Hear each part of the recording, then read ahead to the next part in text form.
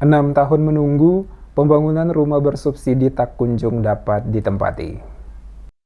Puluhan warga yang mengatasnamakan masyarakat berpenghasilan rendah atau MBR selaku konsumen proyek program Sejuta Rumah dari Presiden Joko Widodo yang dibangun oleh PT Lestari Pembangunan Jaya di Tawiri kembali berunjuk rasa di kantor Gubernur Maluku pada Senin 12 Juni 2023. Kedatangan mereka ke kantor gubernur menuntut kejelasan proyek pembangunan rumah bersubsidi yang merupakan program Sejuta Rumah dari Presiden Joko Widodo. Pasalnya, lebih dari 6 tahun mereka tak bisa menempati rumah yang telah mereka beli tersebut. Koordinator lapangan Abdullah Hitimala saat memberikan keterangan kepada sejumlah wartawan menegaskan, kedatangan mereka ke kantor gubernur guna meminta penjelasan dari gubernur selaku pimpinan tertinggi di Maluku atas permasalahan mangkarnya kelanjutan pembangunan rumah bersubsidi bagi masyarakat berpenghasilan rendah di Maluku.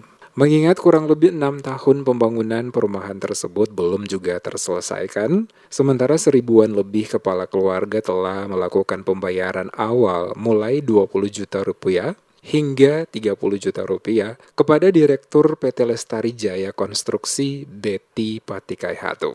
Bahkan ada juga warga yang melakukan pelunasan dengan ketentuan bisa ditempati setelah 18 bulan dari masa pembayaran di awal. Namun sampai dengan saat ini tidak bisa ditempati padahal sesuai fakta di lapangan, ada sekitar 250 rumah yang telah siap dihuni. Permasalahan ini telah berulang kali disampaikan ke pemerintah, baik itu pemerintah provinsi, DPRD lewat Komisi 3, hingga ke DPR RI, namun tidak mendapatkan respon positif dan terkesan ada pembiaran atas persoalan yang disampaikan oleh warga. Mereka berharap gubernur selaku orang nomor 1 di daerah Maluku untuk memanggil pihak terkait dalam hal ini pengembang yakni PT Pembangunan Jaya Lestari untuk dimintai kejelasan atas pembangunan perumahan tersebut.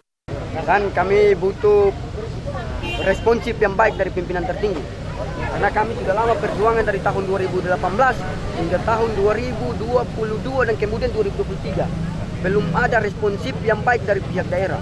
Kami sudah punya mediasi di pusat, ibu-ibu kami, masyarakat yang kemudian melanjutkan perjuangan mereka di pusat, dan mereka mengiyakan dan mereka sepakati dalam rapat bangga.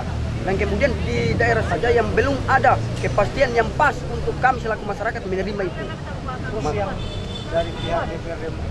Dari pihak DPR kami sudah tadi mediasi dan kemudian harus ditindaklanjuti.